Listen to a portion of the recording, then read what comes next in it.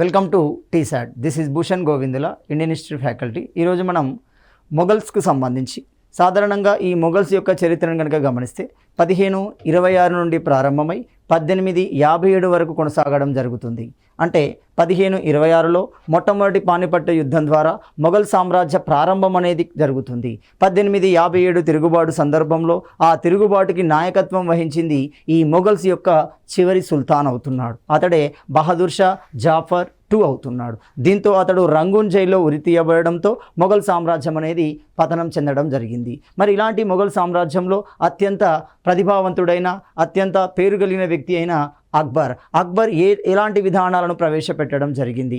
ఆనాటి సామాజిక ఆర్థిక రాజకీయ పరిస్థితులకు అనుగుణంగా తనదైన విధానాలను ప్రవేశపెట్టాడు. అలాంటి క్రమంలోనే అనేక మంది చరిత్రకారులను, అనేక మంది కవులని, అనేక మంది చరిత్రకారులని ఆదరించడం జరిగింది మనకు అక్బర్. మరి అలాంటి అక్బర్ కాలానికి సంబంధించిన ప్రముఖ చరిత్రకారుడు ఆ విషయాన్ని గమనిస్తే ఖ్వాజా అబ్దుల్ సమద్ అంటున్నాం. ఈ ఖ్వాజా అబ్దుల్ సమద్ అనేవారు ఎవరు? ప్రముఖ పెయింటర్ లేదా చిత్రకారుడు అవుతున్నాడు. ఇతడు అక్బర్ కొలువుకు సంబంధించిన వ్యక్తి. సాధారణంగా ఇతని యొక్క కళాన్ని మనం గమనిస్తే షెరీన్ కలము అంటున్నాం, జరీం కలము అంటున్నాం. మరి షెరీం అంటే అర్థం ఏంటి? ఇక్కడ గమనిస్తే షెరీన్ కలం అనగా తీయని కలము అని అర్థం. ఇతడు ఒక ప్రముఖ లిఖితకారుడు. అదేవిధంగా జరీం కలం లేదా బంగారు కలము అంటున్నాం. ఇక్కడ జరీం అంటే బంగారము అవుతుంది, షెరీన్ అంటే తీయని అంటున్నాం. ఇవి రెండు కళాలతో అతడు అనేక రకాల చిత్రాలను చిత్రించడం జరిగింది, అనేక వ్యాస సంపుటాలను రాయడం జరిగింది. ఇతడు అక్బర్ కాలానికి సంబంధించిన వ్యక్తి.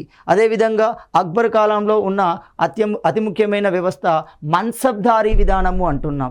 ఏంటి ఈ మన్సబ్దారీ విధానం అంటే ఆర్థిక విధానంలో భాగంగా ప్రవేశపెట్టబడిందే ఈ మన్సబ్దారీ విధానం. మరి ఇది పూర్తిగా ఆర్థిక విధానమా అంటే కాదు. సాధారణంగా మొఘల్ సామ్రాజ్యాన్ని విస్తరించాలి అంటే బలమైన సైనిక వ్యవస్థ అవసరమవుతుంది. సో అలాంటి సైనిక వ్యవస్థని యుద్ధ సందర్భాలలో ఉపయోగించడం కోసం, యుద్ధ సందర్భాలలో సమీకరించడం కోసం ప్రవేశపెట్టబడిందే మన్సబ్దారీ విధానం అవుతుంది. అంటే పూర్తిగా లోతుగా గమనిస్తే మన్సబ్దారీ విధానము అనేది ఒక సైనిక పరిపాలనకు సంబంధించింది. దీన్ని మనము ఒక మిలిటరీ వ్యవస్థకు సంబంధించిన విధానంగా భావించడం జరుగుతుంది. మన్సబ్ అంటే హోదా అవుతుంది. అక్కడ నాయక, అమరనాయక, ఇక్తా ఏ విధంగా ఉంటుందో ఇందులో కూడా మన్సబ్దార్ అనేవాడు ఉంటాడు. నిర్ణీత భూమికి అధికారిగా ఉంటూ తాను రాజుచే నిర్ణయించబడిన సైన్యాన్ని రాజు అడిగినప్పుడు అందించే ఒప్పందాన్ని కలిగి ఉండడం జరుగుతుంది.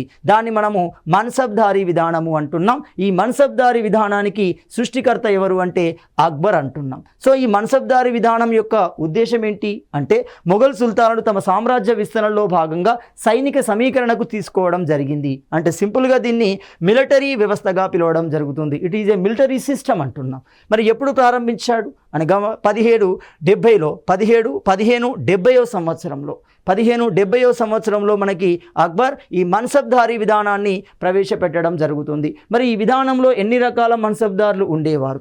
ఆ మన్సబ్దారు యొక్క హోదా అతని ఆధీనంలో ఉన్న సైనిక వ్యవస్థను ఆధారంగా నిర్ణయించడం జరుగుతుంది. మరి అలాంటి ఈ మన్సబ్దారుల యొక్క విధానాలు గమనిస్తే మనకి ప్రధానంగా 3 మన్సబ్దారులు కనబడుతున్నారు. సాధారణంగా అక్బర్ కాలంలో ఉన్న అతిపెద్ద మన్సబ్దార్ దాదాపు 7000 సైన్యాన్ని కలిగి ఉండే వ్యక్తి. అంటే అతిపెద్ద మన్సబ్దారు కూడా అక్బర్ కాలంలో 7000 సైన్యంతో కూడుకొని ఉంటుండేది. అలాంటి మన్సబ్దారులు మనకు 3 రకాలు అంటున్నాం.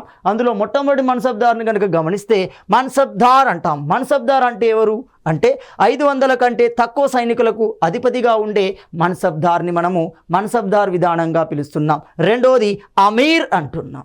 అంటే సైనిక వ్యవస్థ 500 నుండి 2500 మధ్య ఉండాలి. దానికి అధిపతిగా ఉంటాడు. అంటే అతని ఆధీనంలో భూమి, ఆ భూమి ద్వారా వచ్చే పన్ను, ఆ పన్ను ద్వారా నిర్ణయించబడే సైన్యం ఎంత ఉంటుంది అంటే 500 నుండి 2500 మధ్య ఉంటుంది. అలాంటి సైనికానికి అధిపతిగా ఉండే వ్యక్తిని అమీర్ అంటాం. ఇది రెండో రకమైన మన్సబ్దార్ విధానం. అదేవిధంగా మూడో రకమైన మన్సబ్దార్ విధానాన్ని గమనిస్తే అమీర్ ఈ ఆజం అంటున్నాం. అమీర్ ఈ ఆజం అంటే 2500 కంటే ఎక్కువగా ఉండడం జరుగుతుంది.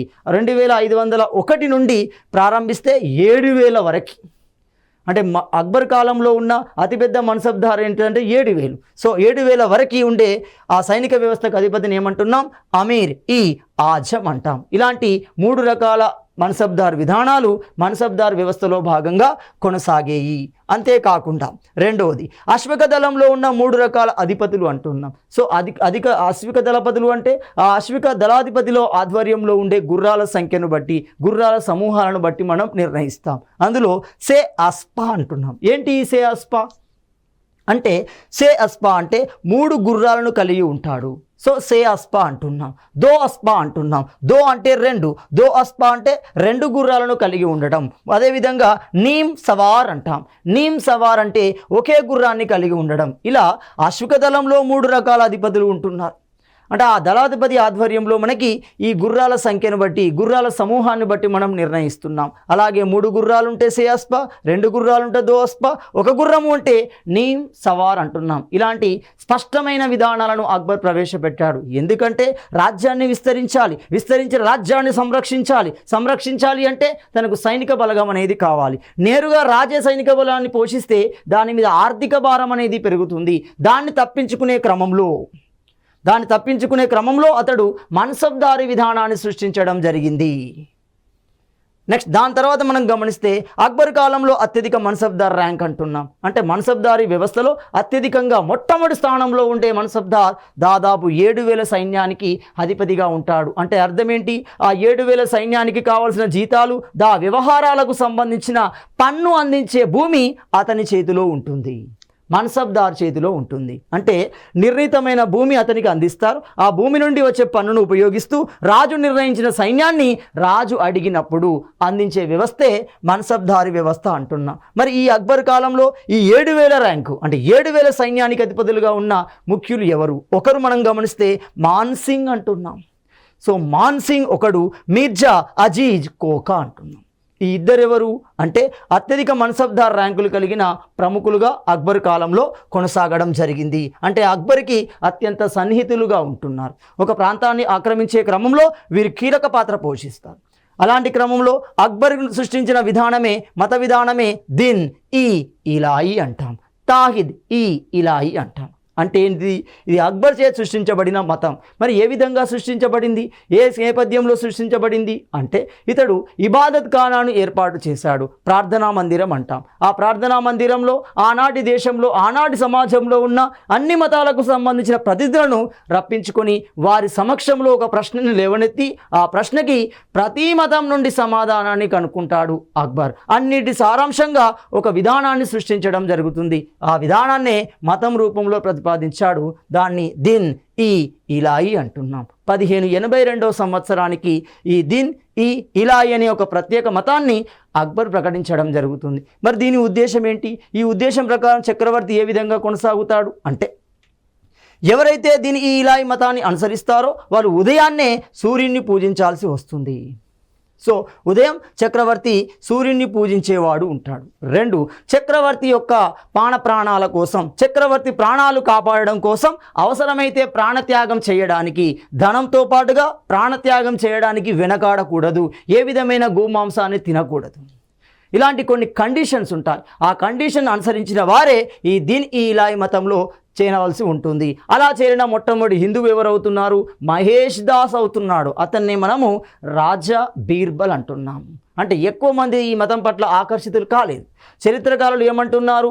ఈ అక్బర్ తెచ్చిన ఈ మత విధానమే అతని పతనానికి కారణమవుతుంది, అతనికి మచ్చ తెచ్చబెట్టిందిగా మనం గమనించవచ్చు. ఎందుకంటే ఒక రాజు మతంలోకి దూరడం కరెక్ట్ కాదు.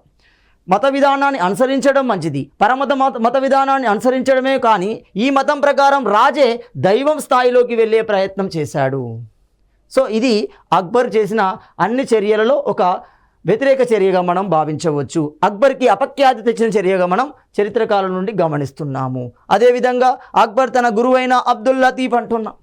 ఈ అబ్దుల్ లతీఫ్ అక్బర్కి మతపరమైన విషయాల మీద లోతైన పరిజ్ఞానాన్ని అందించడం జరిగింది. తన గురువు బోధించిన బోధనను ఆధారంగా చేసుకొని సులేకుల్ అంటాం. దాన్నే సుల్హ్ ఏ కుల్హ్ అంటాం. చూడండి, సుల్హ్ ఏ కుల్హ్ అంటే విశ్వశాంతి అని అర్థం.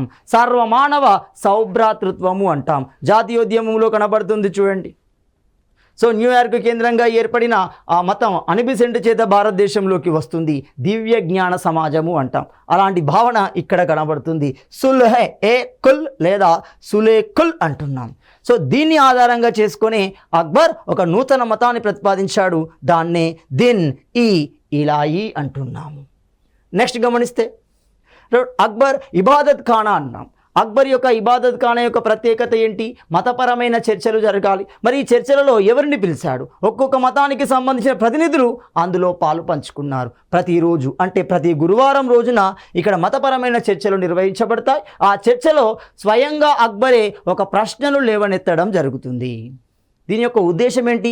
ఆ ప్రశ్నకు ఇస్లాం మతం, ఆ ప్రశ్నకి బౌద్ధ మతం, ఆ ప్రశ్నకి జైన మతం, ఆ ప్రశ్నకి సిక్కు మతం, ఇలాంటి మతాలు ఏ విధమైన ఆన్సర్ని ఇస్తాయో అక్బర్ వింటాడు. విని ఫైనల్ కంక్లూజన్ కూడా అక్బర్ నుండే రావడం జరుగుతుంది. అంటే మతం ఒక విషయం పట్ల ఏ విధంగా ఆలోచిస్తుంది, తద్వారా ఆ మత విధానాన్ని అర్థం చేసుకునే ప్రయత్నంలోకి అక్బర్ వెళ్ళడం జరుగుతుంది. సో మరి ఇలాంటి ఈ ఇబాదత్ ఖానా మత మందిరంలో మత చర్చలలో పాల్పంచుకున్న ప్రముఖులు ఎవరు గమనిస్తే హిందూ మతం నుండి వచ్చారు. ఎవరు? పురుషోత్తం దేవి. సో ఈ పురుషోత్తం మనకి హిందూ మతం నుండి తీసుకోబడిన ప్రతినిధిగా మనం పిలవవచ్చు. ఆ మత చర్చలకి హాజరైన హిందూ మతానికి సంబంధించిన వ్యక్తి. అదేవిధంగా క్రిస్టియానిటీ అంటున్నాం. అక్వావిరా మాన్సరేటా, ఈ అక్వావిరా మాన్సరేటలు కూడా క్రిస్టియన్ మతం నుండి ప్రతినిధులుగా ఈ మత చర్చలలో పాల్పంచుకోవడం జరిగింది. జైన మతం నుండి హేర విజయ సూరి అంటాం. హేర విజయ సూరిని మనము జగద్గురు లేదా యుగ ప్రధాన్ అంటున్నాం. వీరెవరు అంటే జైన మతం నుండి వచ్చిన ప్రతినిధిగా మనం భావించవచ్చు. జొరాస్ట్రియన్స్ అంటున్నాం. జొరాస్ట్రియన్ నుండి నవసారి మహారాజు రాణా అంటున్నాం. నవసారి మహారాజు రాణా మనకు జొరాస్ట్రియన్ మతం నుండి ఈ మత చర్చలలో పాల్పంచుకోవడం జరిగింది. తనదైన సమాధానాలు ఇచ్చే ప్రయత్నం చేయడం జరిగింది. పూర్తిగా ఈ మతాల సారాంశాన్ని అర్థం చేసుకున్న అక్బర్ తనదైన ప్రకటనను ప్రకటిస్తున్నాడు. ఆ ప్రకటననే మనం ఏమంటున్నాం? అమోఘత్వ ప్రకటన అంటున్నాం. చూడండి, సో ఈ అమోఘత్వ ప్రకటన రావడానికి కారణం ఈ మతాల యొక్క సారాంశాన్ని అక్బర్ అర్థం చేసుకున్న రీతిలో దాన్ని ప్రకటించడం జరిగింది. సో అక్బర్ మత విషయాలలో చక్రవర్తికి సర్వాధికారిని చేస్తూ, అంటే దిన్ ఇలాయి ప్రకారం చక్రవర్తిని దైవస్థానంలోకి తెచ్చుకునే ప్రయత్నం చేశాడు. ఆ ప్రయత్నమే అమోఘత్వ ప్రకటన అంటున్నాం. ఈ అమోఘత్వ ప్రకటనని ఎవరు? అక్బర్ ప్రకటించడం జరుగుతుంది. అదే క్రమంలో అక్బర్ అనేక వాస్తు నిర్మాణాలను కూడా చేపట్టాడు. అక్బర్ కాలానికి కవులు, అక్బర్ కాలానికి సాహిత్యం, అక్బర్ కాలానికి చిత్రలేఖనంతో పాటుగా మనకు వాస్తు నిర్మాణాలు కూడా అనేకం నిర్మించబడ్డాయి. అలా నిర్మించబడిన మొట్టమొదటి వాస్తు నిర్మాణాన్ని గమనిస్తే ఆగ్రా కోట అంటాం. ఆల్రెడీ సికందర్ లోడి కాలంలో సృష్టించబడింది. దాన్ని మరింత బలిష్టంగా తయారు చేశాడు అక్బర్. ఆగ్రా కోట నిర్మాణం అంటున్నాం. సో ఈ ఆగ్రా కోట నిర్మాణానికి ఆర్కిటెక్ట్గా పనిచేసిన వ్యక్తి ఎవరు? సో ఆగ్రా కోట నిర్మాణానికి ఆర్కిటెక్ట్గా పనిచేసిన వ్యక్తి కాసిం అంటున్నాం. అంటే మొత్తం భారతదేశంలో ఉన్న వివిధ రకాల కోటలలో గమనిస్తే వివిధ రకాల ఒక కళింజర్ అనేది ఒక కోటే, ఆగ్రా అనేది ఒక కోటే. సో ఇలాంటి కోటల్లో మనకి ఈ ఆగ్రా కోట అనేది అత్యంత పటిష్టమైన కోట అవుతుంది. పూర్తిగా ఇటుకలతో నిర్మించబడిన కోటలలో ఇది ఆగ్రా కోట మొదటిది అవుతుంది. అత్యంత శత్రు దుర్భేద్యమైన కోటగా మనకు పిలువబడుతుంది. దీనిని రాజపుత్రుల కోటల ఆధారంగా నిర్మించాడు. అంటే మరింత బలోపేతంగా తయారు చేశాడు. ఎందుకు? రాజపుత్రులు వాయువ్య భారతాన్ని పరిపాలిస్తున్నారు. సాధారణంగా భారతదేశంలోకి ఇతరులు ఎక్కడి ప్రవేశిస్తున్నారు? వాయువ్య భారతం నుండి ప్రవేశిస్తున్నారు. కాబట్టి అలాంటి వ్యక్తి సందర్భాలలో రాజ్యాన్ని కాపాడుకోవాలి. ఆ రాజ్యానికి కుటుంబీకులను కాపాడుకునే నేపథ్యంలో ఆ కోటను మరింత శత్రు దుర్భేద్యంగా తయారు చేసే ప్రయత్నం చేశాడు. అంటే ఇప్పుడు క్లియర్, ఆగ్రా కోట నమూనా రాజపుత్ర కోటల నుండి తీసుకోబడడం జరిగింది. రాజపుత్ర కోటలు అత్యంత బలమైనవి, అత్యంత శత్రు దుర్భేద్యమైన కోటలు. సో ఆ కోటల నమూనాలను ఆధారంగా చేసుకునే ఈ ఆగ్రా కోటను నిర్మించడం జరిగింది. మరి అలాంటి ఆగ్రా కోటల్లో అంతర్లీనంగా ఎలాంటి నిర్మాణాలు నిర్మించబడ్డాయి గమనిస్తే అందులో ఒకటి అక్బరీ మహల్ అంటున్నాం. సో ఆగ్రా కోటలో ఉన్న అతి ముఖ్య నిర్మాణాలలో ఒకటి అక్బరీ మహల్ అంటున్నాం. రెండోది జహంగీరీ మహల్ అంటున్నాం. మూడోది మూసామం బుర్జు అంటున్నాం. నాలుగోది అమరసింహాధారము అంటున్నాము. ఇలాంటివి అంతర్గత నిర్మాణాలుగా ఆగ్రా కోట పరిసరాల్లో నిర్మించబడడం జరిగింది. అంటే ఇప్పుడు ఆగ్రా కోట అనేక నిర్మాణాల యొక్క కలయికగా కనబడడం జరిగింది. నెక్స్ట్ గమనిస్తే ఫతేపూర్ సిక్రీ అంటున్నాం. తన ఆధ్యాత్మిక సౌరభానికి, తన ఆధ్యాత్మికతకి గుర్తుగా ఈ ఫతేపూర్ సిక్రీని బలోపేతమైన రాజ్యంగా మార్చాడు, ఒక పట్టణంగా మార్చాడు. కాలక్రమంలోనే రాజధానిని ఆగ్రా నుండి ఫతేపూర్ సిక్రీకి మార్చడం జరిగింది. మరి అలాంటి ఈ ఫతేపూర్ సిక్రీ నిర్మాణంలో ప్రముఖ పాత్ర పోషించిన ఆర్కిటెక్ట్ ఎవరు? సో ఆర్కిటెక్ట్ని గమనిస్తే బహావుద్దీన్ అంటున్నాం. ఆగ్రా కోటనైతే కాసిం, ఇక్కడ ఫతేపూర్ సిక్రీ అయితే బహావుద్దీన్ అవుతున్నాడు. సో ఈ బహావుద్దీన్ నిర్మించిన నిర్మాణమే ఫతేపూర్ సిక్రీ అంటున్నాం. ఇది ఫతేపూర్ సిక్రీలో జామా మసీద్ అద్భుతమైన కట్టడం అన్నాం.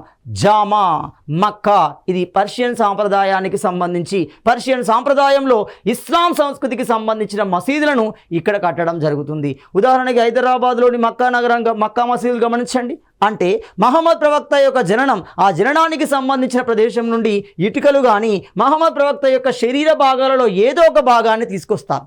అంటే వెంట్రుకలు కానీ, గోర్లు కానీ, దంతాలు కానీ, ఎముకలు కానీ, ఏదైనా కానీ ఒక భాగాన్ని తీసుకురావడం వల్ల అందులో అల్లా ఉన్నాడు అనేది వారి యొక్క ఉద్దేశం. సో అలా ఈ జామా మసీద్ కూడా అంత పవిత్రమైనది. సో ఈ జామా మసీద్ అనేది మనకి ఫతేపూర్ సిక్రీలో నిర్మించబడిన అతి ముఖ్యమైన కట్టడం.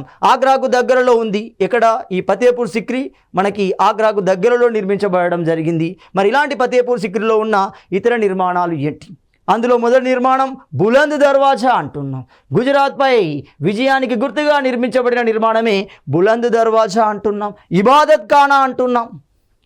సో ఇబాదత్ ఖానా సమీపంలోనే సలీం చిస్తీ సమాధి అనేది నిర్మించబడడం జరిగింది. ప్రస్తుతం అది కనబడుతుంది చూడండి, సలీం చిస్తీ సమాధి అంటున్నాం. అదేవిధంగా పంచ్మహల్ అంటున్నాం.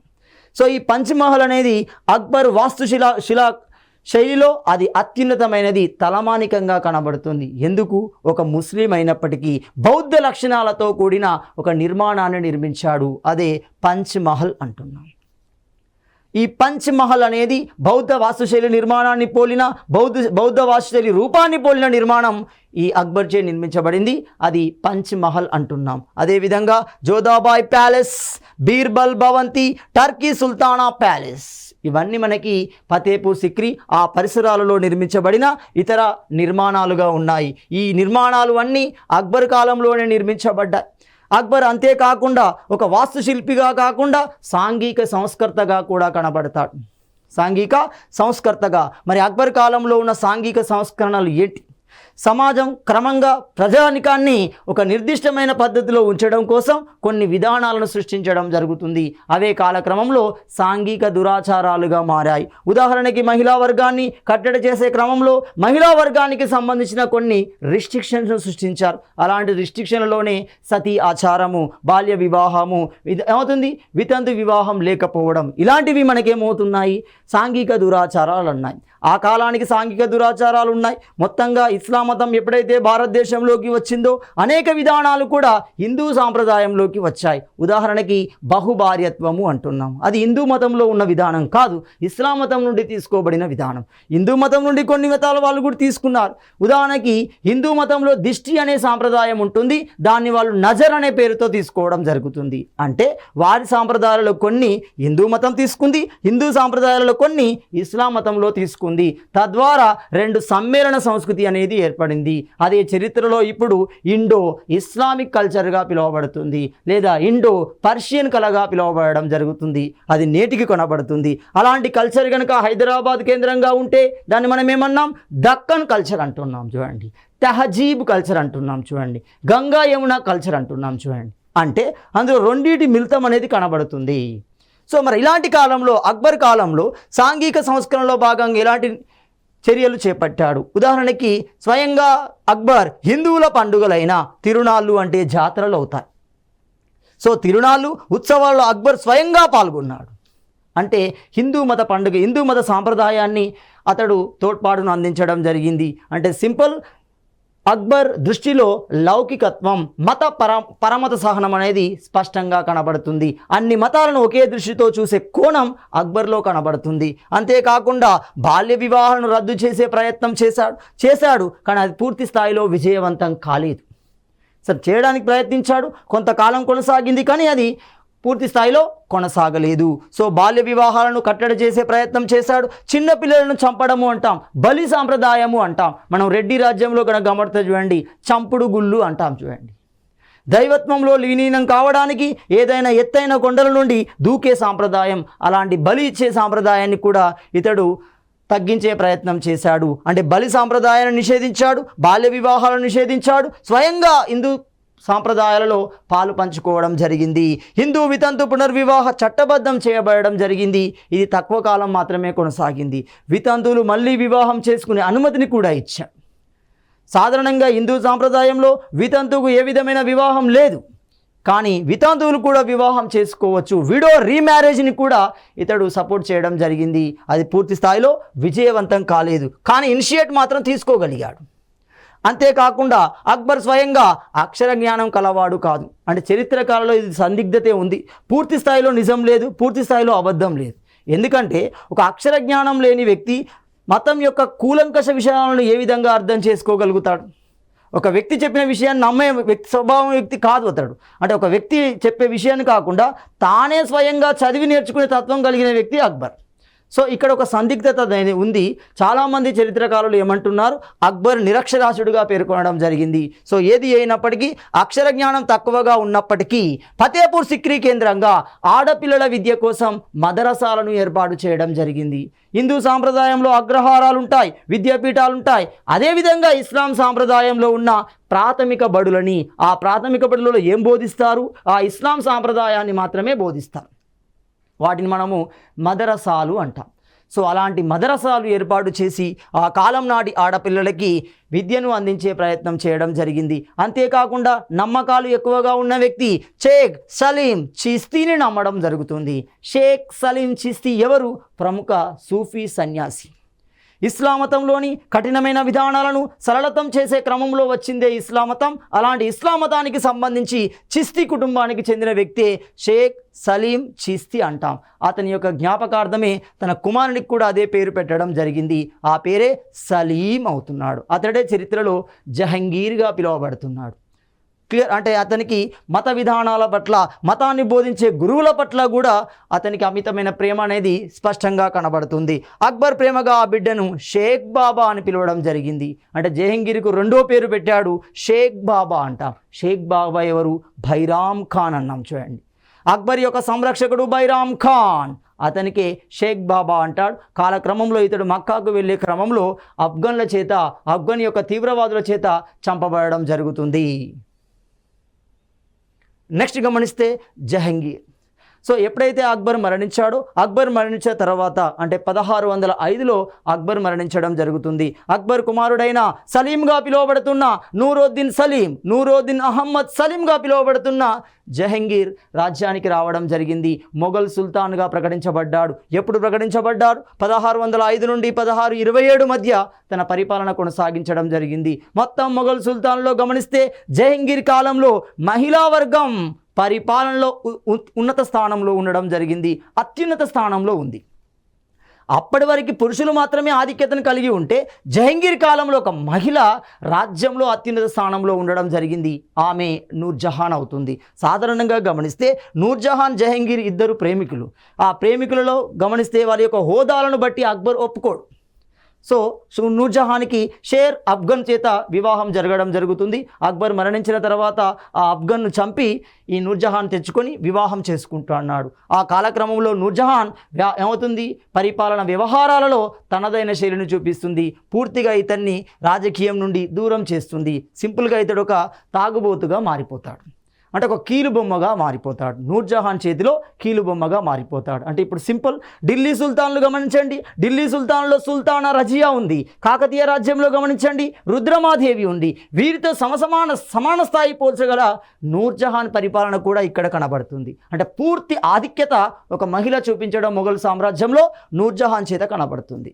సో అలాంటి ఈ నూర్జహాన్ ఎవరి భార్య? జహంగీర్ భార్యగా ఉంటుంది. 1605 నుండి 1627 మధ్య తనదైన పరిపాలన చేస్తున్నాడు. మరి ఏ విధమైన పరిపాలన చేస్తున్నాడు? ఇతని యొక్క తల్లిదండ్రుల గురించి గమనిస్తే ఇతని యొక్క తల్లి పేరు ఉస్ జమానీ అంటాం, మరియం ఉస్ జమానీ అంటున్నాం. ఆమె పేరే జోదా అవుతుంది. మరి ఎవరి ఈ మరియం ఉస్ జమానీ? రాజపుత్ర శ్రీ హిందూ మతానికి సంబంధించిన వ్యక్తి ఇస్లాం మతంలోకి మారింది కాబట్టి మరియం ఉజ్ జమానీ లేదా ఉస్ జమానీగా మారింది. ఎవరు ఈమె అంటే అమీర్ పాలకుడైన రాజా బారామల్ కుమార్తె. రాజా బారామల్ లేదా భగవాన్ దాస్ యొక్క సోదరినే చెల్లెలే మరియం ఉస్ జమానీ అక్బర్ యొక్క భార్య. వారి యొక్క సంతానమే జహంగీర్ అవుతున్నాడు. 1605 నూరుద్దీన్ మహమ్మద్ సలీం జహంగీర్ పేరుతో రాజ్యానికి సుల్తాన్గా ప్రకటించబడడం జరిగింది. మరి అర్థం ఏంటి? మొఘళ్ళ కాలంలో ప్రతి ఒక్క రాజు యొక్క పేరులో సుల్తాన్ యొక్క పేరుకు అర్థం ఉంది. బాబర్ అంటే పులి అన్నాం, అక్బర్ అంటే చంద్రుడు అన్నాం, హుమయూన్ అంటే అదృష్టవంతుడు అన్నాం. మరి జహంగీర్ అంటే ఏంటి? జహంగీర్ అంటే విశ్వాసాన్ని జయించినవాడు అని అర్థం. సో విశ్వాసాన్ని జయించినవాడు అనే అర్థం. సో నూరుద్దీన్ మహమ్మద్ సలీం జహంగీర్ పేరుతో తన రాజ్యానికి రావడం జరుగుతుంది. సో అదే సంవత్సరం అంటే 1605 సంవత్సరంలోనే అతడు 12 ఇస్లామిక్ చట్టాలను ప్రకటించడం జరుగుతుంది.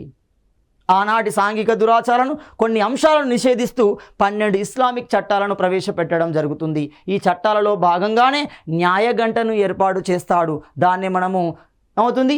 జస్టిస్ బెల్ అంటాం, బెల్ ఆఫ్ జస్టిస్ అంటున్నాం. దానికి మరొక పేరే బంగారు గంట అంటాం. ఎర్రకోటలో ఏర్పాటు చేస్తాడు. దాన్ని మోగించడం ద్వారా స్వయంగా రాజు వచ్చి, సుల్తాను వచ్చి న్యాయాన్ని అందించే క్రమాన్ని ప్రవేశపెట్టడం జరిగింది. అలాంటి 12 ఇస్లామిక్ చట్టాలను ప్రవేశపెట్టాడు తాను రాజ్యానికి వచ్చిన సందర్భంలో. క్రమంగా ఎప్పుడైతే నూర్జహాన్ను వివాహం చేసుకుంటున్నాడో క్రమంగా అతడు భోగలాలసుడుగా మద్యానికి బానిసగా మారడం జరుగుతుంది. తుజుక్ ఈ జహంగీరి అనే పుస్తకాన్ని రాయడం జరుగుతుంది. ఆ పుస్తకంలో స్వయంగా చెప్తున్నాడు, గిన్నెడు మద్యానికి ఏమవుతుంది? గిలాసుడు మద్యానికి, గిన్నెడు మాంసానికి నా సర్వత్ర రాజ్యాన్ని నా ప్రియమైన ప్రేయసికి రాసిస్తున్నాను అని ప్రకటిస్తాడు. ఆ పుస్తకమే తుజుక్ ఈ జహంగీరి అవుతుంది. ఆ జహంగీరి ఎవరి పుస్తకం? ఇతని యొక్క ఆటోబయోగ్రఫీ అవుతుంది. 1606 సంవత్సరంలో జహంగీర్పై తిరుగుబాటు చేశాడు తన కుమారుడు. ఎవరు? జహంగీర్ యొక్క కుమారుడు ఖుస్రో. ఇక్కడ క్లియర్గా గమనించాలి, మొఘలులకి సిక్కులకు మధ్య వైరం అనేది ఇక్కడి ప్రారంభమవుతుంది. అప్పటి వరకు సయోధ్య ఉన్న కాస్త అది క్రమంగా వైవిధ్యంగా మారుతుంది, వ్యతిరేకతగా మారుతుంది. దీంతో జహంగీర్ అర్జున్ దేవుని ఉరి తీయడం జరిగింది. 5వ సిక్కు గురువైన అర్జున్ దేవుని జహంగీర్ ఉరి తీస్తాడు. 9వ గురువైన తేజ్ బహదూర్ని ఔరంగజేబ్ ఉరి తీయడం జరుగుతుంది. అంటే క్లియర్గా సిక్కులకి మొఘళ్ళకు మధ్య వైరం అనేది జహంగీర్ కాలం నుండి ప్రారంభమవుతుంది. ఇక్కడ ఒక విషయాన్ని గమనిస్తే, జహంగీర్ మీద తిరుగుబాటు చేస్తూ ఖుస్రో రాజుగా సుల్తాన్గా ప్రకటించడానికి ప్రయత్నం చేస్తాడు. ఆ ప్రయత్నానికి మద్దతు ఇచ్చిన వ్యక్తి అర్జున్ దేవ్.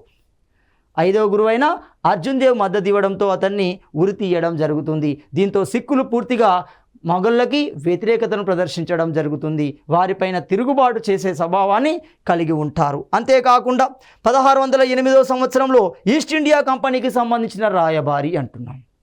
ఇక్కడ గమనించండి, అప్పటికే భారతదేశానికి యూరోపియన్లు వచ్చారు. మొత్తంగా ఐదుగురు వర్తకులుగా యూరోపియన్ వర్గాలు భారతదేశానికి వ్యాపారం కోసం రావడం జరిగింది. అలాంటి క్రమంలోనే ఇంగ్లీషు వారు వచ్చే ప్రయత్నం చేశారు. 1608 సంవత్సరం నాటికి ఎవరు? విలియం హాకిన్స్ జహంగీర్ ఆస్థానానికి రావడం జరిగింది. అప్పటికే భారతదేశంలో యూరోపియన్ వర్తకాలలో పోర్చుగీస్ బలమైన స్థానంలో ఉన్నాయి. కాబట్టి జహంగీర్ను ఒప్పించాయి, మీరు ఏ విధమైన అనుమతిని ఇవ్వకండు అని చెప్పడంతో హాకిన్స్కి అనుమతి ఇవ్వలేదు జహంగీర్. దీంతో హాకిన్స్ వెళ్ళాడు. ఆ తర్వాత వచ్చాడు ఎవరు? 1614 సంవత్సరానికి థామస్ రో. జేమ్స్ I రాయబారి, ఆనాటి బ్రిటిష్ చక్రవర్తి మొదటి జేమ్స్ యొక్క రాయబారే సర్ థామస్ రో అవుతున్నాడు. ఇతడు క్రమంగా జహంగీర్ దగ్గర ఉండి ఒప్పించి ఒక సంస్థకి, ఒక కర్మాగారానికి అనుమతి తీసుకోవడం జరిగింది. ఆ కర్మాగారమే చరిత్రలో మనకి సూరత్ ఫ్యాక్టరీగా పిలువబడుతుంది. సో ఆ కాలం కూడా జహంగీర్ కాలంలోనే కనబడింది. అంటే ఇంగ్లీష్ యూరోపియన్ వర్తకులు వచ్చిన సందర్భంలో భారతదేశాన్ని పరిపాలిస్తున్న సుల్తాన్ ఎవరవుతున్నాడు అంటే జహంగీర్ అంటున్నాం. అంతేకాకుండా 1611లో నూర్జహాన్ను వివాహం చేసుకుంటాడు. అప్పటికే ఆఫ్ఘన్ ప్రాంతానికి సంబంధించిన షేర్ అఫ్ఘన్ వివాహం చేసుకుంటుంది నూర్జహాన్. ఆ నూర్జహాన్కి కూతురు కూడా ఉంటుంది, లాడ్లీ బేగము అంటాం. సో షేర్ అఫ్ఘన్కి నూర్జహాన్కి పుట్టిన సంతానమే లాడ్లీ బేగం. సో ఆ బేగంని తీసుకొని ఇక్కడికి వస్తుంది, అతన్ని చంపడం జరిగింది. క్రమంగా నూర్జహాన్ని 1611లో ఎప్పటికెప్పుడు 1605లోనే అక్బర్ చనిపోయాడు. అక్బర్ చనిపోయే వరకు నూర్జహాన్ సైడ్ చూడాడు, బెదిరించి పంపిస్తాడు. సో మొత్తంగా 1611 అక్బర్ మరణానంతరం నూర్జహాన్ని తిరిగి తెచ్చుకోవడం జరుగుతుంది, తిరిగి వివాహం చేసుకోవడం జరిగింది. 1614 సంవత్సరంలో మేవాడ్ అమరసింహను ఓడించడం జరుగుతుంది. రాజపుత్ర వర్గానికి బలమైన రాజ్యం మేవాడ్ రాజ్యం. అలాంటి మేవాడ్ రాజ్యానికి సంబంధించిన అమరసింహుని ఓడించడం జరుగుతుంది. రాజపుత్రులని తన ఆధీనంలోకి తెచ్చుకునే ప్రయత్నం చేస్తాడు. 1615వ సంవత్సరం నాటికి బ్రిటిష్ రాయబారి సర్ థామస్ రో మొత్తంగా జహంగీర్ను ఒప్పించి బ్రిటిష్ ఫ్యాక్టరీ నిర్మాణానికి సూరత్ ప్రదేశాన్ని పొందడం జరుగుతుంది. 1614-15వ సంవత్సరానికి సూరత్ ఫ్యాక్టరీ భారతదేశంలో యూరోపియన్లైన ఈస్ట్ ఇండియా కంపెనీ ఏర్పాటు చేస్తుంది. ఆ సందర్భంలో మనకు జహంగీర్ ఉంటాడు. సో ఇలా మనకి జహంగీర్ కాలంలో అనేక పరిణామాలు జరిగాయి. సో ఈ పరిణామాలకు సంబంధించి జహంగీర్ ప్రత్యక్ష సాక్షిగా ఉండడం జరిగింది. తర్వాతి అంశాలని తదుపరి వీడియోలో మనం చర్చించుకుందాం.